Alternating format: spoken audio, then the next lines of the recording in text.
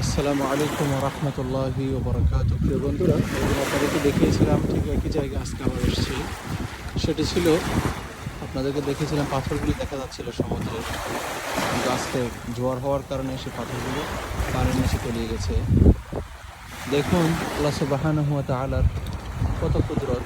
আল্লাহ সুবহানাহু ওয়া তাআলা, আমরা জানি যে চন্দ্র এবং সূর্যের কারণে জোয়ার এবং ভাটা হয়, কিন্তু আল্লাহ সুবহানাহু ওয়া তাআলা কোথাও কি সমুদ্রের পানির নিচে যে পানির স্তরগুলো খুলে গেছে, পানির নিচে কি কোনো ফাঁকা আছে, কোনো কিছু আছে?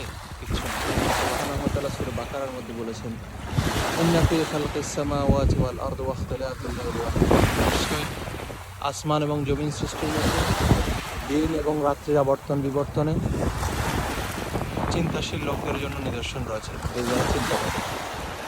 আল্লাহ সুবহানাহু ওয়া তাআলা, এই যে আমি বসেছিলাম আসলে একটু দূরত্বেই, এখন আস্তে আস্তে জোয়ার বাড়তেছে, পানি অনেক আমার নিকটে চলে আসছে।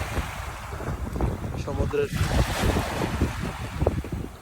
আসলে একটু মনটা ভালো হয়, সমুদ্র দেখলে একটু মনটা ভালো হয়। সমুদ্রের বিশালতা, আল্লাহ সুবহানাহু ওয়া তাআলা কত বিশাল, আল্লাহ সুবহানাহু ওয়া তাআলার সৃষ্টি সমুদ্র,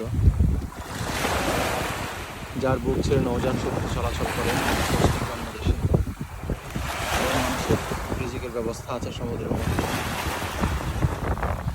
আল্লাহ সুবহানাহু ওয়া তাআলা রহমত বরকত দিয়ে আমাদেরকে দেখে রেখেছেন দুনিয়ার মানুষদেরকে, তারপরে আমরা কৃতজ্ঞ।